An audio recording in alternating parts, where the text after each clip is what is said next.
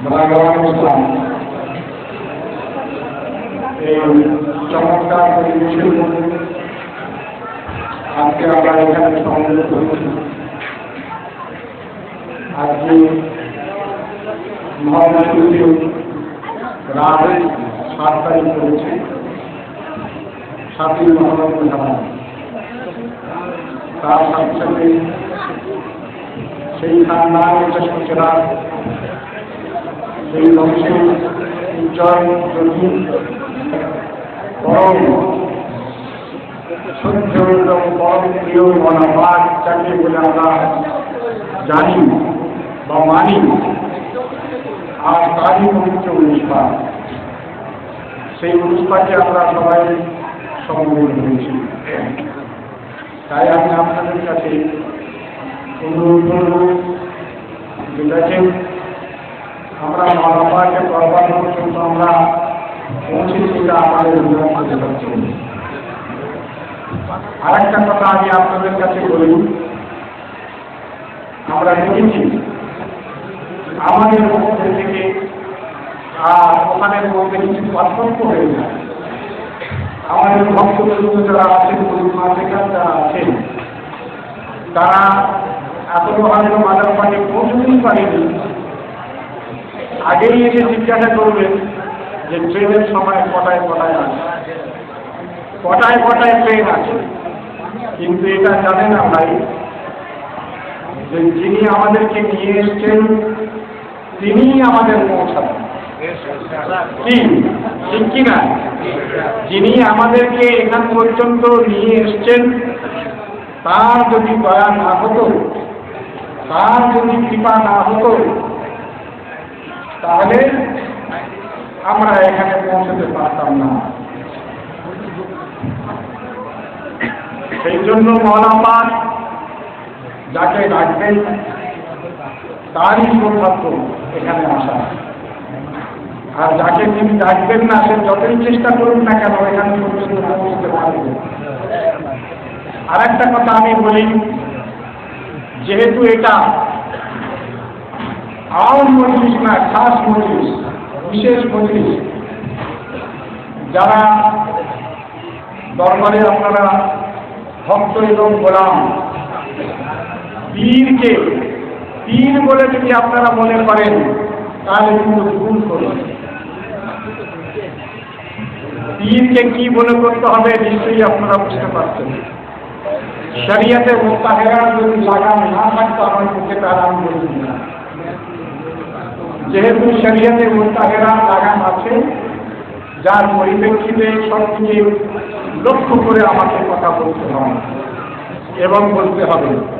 যারা প্রেমিক তারাই জানেন, হযরতে মনসুর যখন তিনি আল্লাহর ইশক ও মহব্বতে প্রেমে বিভোর হয়ে তিনি আনাল হক বলে মুখে উচ্চারিত করেছিলেন, উচ্চারণ করেছিলেন, সেই হযরতে মনসুর হাল্লাজ কে শরীয়তের বিধান অনুসারে তাকে সংসার করা হয়েছিল।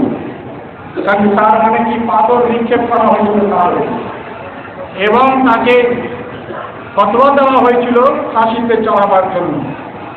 কিন্তু এই ফাঁসিতে চড়াবার জন্য ফতোয়া কে দিয়েছিলেন? হযরতে জুনায়েদ বাগদাদী রাহমাতুল্লাহ তাআলা আলাইহি, যিনি সিলসিলার প্রত্যেক বুজুর্গানে দ্বীনের যে শাজরায়ে সিলসিলা আছে, সেই শাজরায়ে সিলসিলার তিনি হচ্ছেন পীর ও মুর্শিদে আজম হযরতে জুনায়েদ বাগদাদী। সে কাদরি হোক, সে চিশতি হোক, সে নকশবন্দি হোক, সে মুজাদ্দিদি হোক, সে সোহরবর্দী হোক, সমস্ত সিলসিলার তিনি হচ্ছেন মুর্শিদে আজম। হযরতে ইমাম তাইফ সৈয়দনা জুনায়েদ বাগদাদী রাহমাতুল্লাহ তাআলা আলাইহি, তো তার কাছে যখন হযরতে মনসুর হাল্লাজের বিষয়ে নিয়ে জানতে যাওয়া হলো, তো তিনি সেই সময় খানকাতে ছিলেন।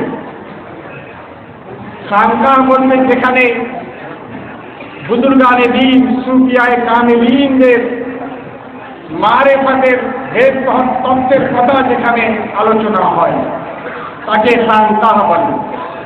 হযরতে মাওলানা আব্দুর রহমান জামি রহমতুল্লাহ তাআলা আলাইহি তিনি বলছেন, খুশা মজলিসো मदरसा खानकाह के दरवे बबद तीन काले मोहम्मद सल्लल्लाहु अलैहि वसल्लम। खुशा मजलिसो मदरसा खानकाह के दरवे बबद तीन काले मोहम्मद। तो সেই জন্য মাদ্রাসা, মসজিদ এবং খানকাহ এই তিনটে জায়গায় আল্লাহ এবং রাসূলের সম্পর্কে আলোচনা হয়। কিভাবে আলোচনা হয়? মসজিদে রাসূল পাকের অনুসরণ করা হয়, কারণ রাসূল পাক বলেছেন, সাল্লু কামা রাআইতুমুনি উসাল্লি,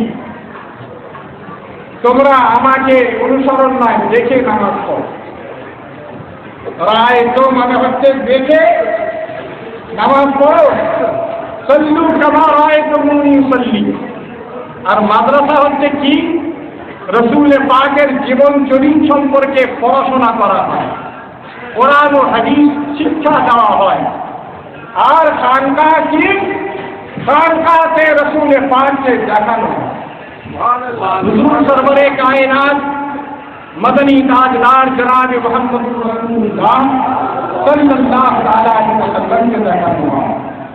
সেই খানকায় যখন তিনি ছিলেন তখন তার কাছে ফতোয়া চাইতে যাওয়া হলো যে হযরতে মনসুর শরীয়তের বিধানকে ভঙ্গ করেছেন। এই জুনায়েদ বাগদাদি আজমুয়ে শরীয়ত তার উপর কি নির্দেশ হবে, কি হুকুম হবে, কি আদেশ হবে, আপনি সেই আদেশটা আপনি দিন। তখন তিনি খানকায় উপস্থিত ছিলেন। খানকাহ থেকে তিনি তার সুফিয়ানা লিবাস, সুফিয়ানা পোশাক পরা অবস্থায় ছিলেন। তো সুফিয়ানা পোশাককে তিনি সেখানে খুলে দিয়ে মাদ্রাসায় এসে তিনি আলেমানা লেবাস পরলেন, আলেমের লেবাস পরলেন, মাথায় পাগড়ি বাঁধলেন। মসনদে আলেমের মসনদেতে তিনি বসলেন, বসে তিনি ফতোয়া দিলেন যে আজমুয়ে শরীয়ত হযরতে মনসুরকে সংসার করা এবং ফাঁসি দেওয়া হচ্ছে বৈধ।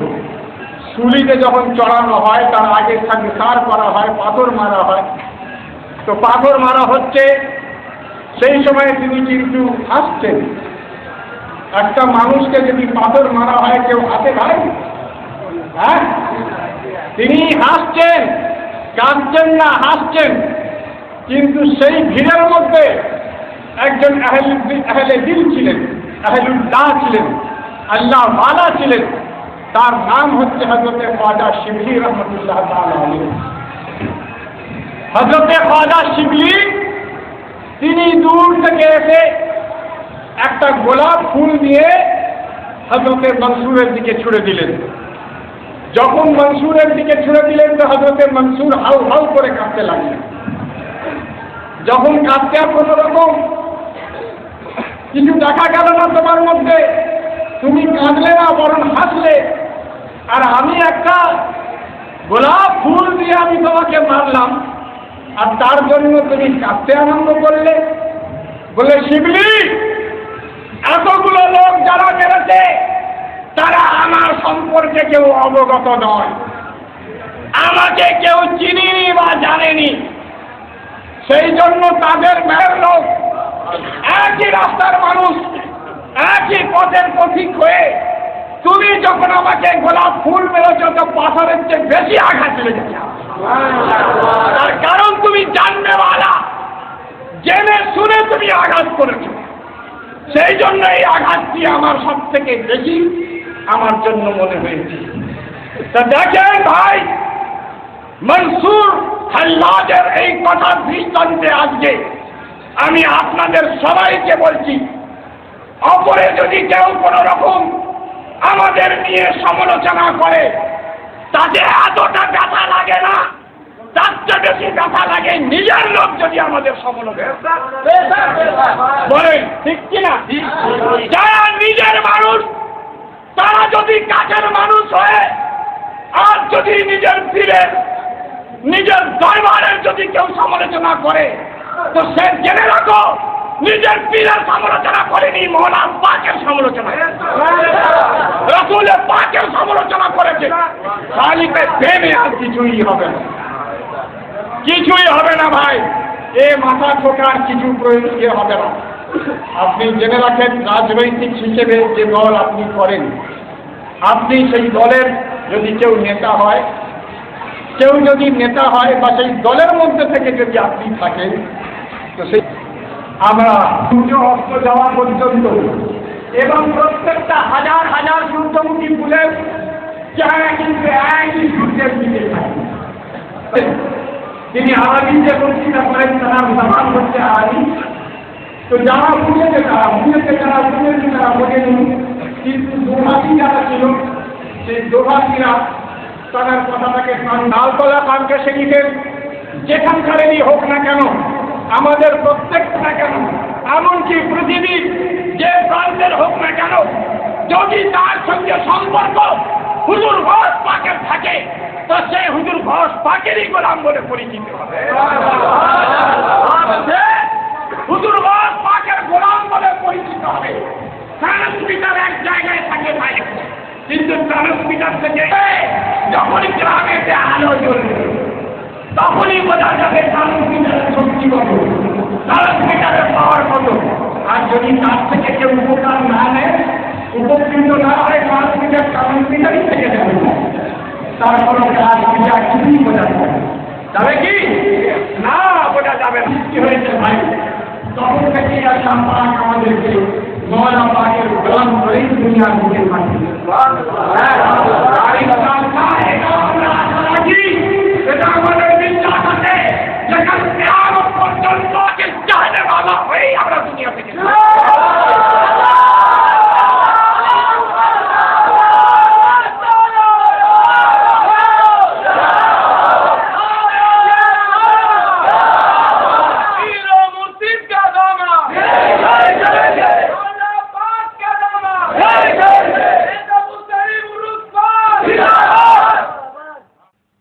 हजरात गिरामी, आप देख रहे हैं JSK सीरीज की इस्लामी तालीमात।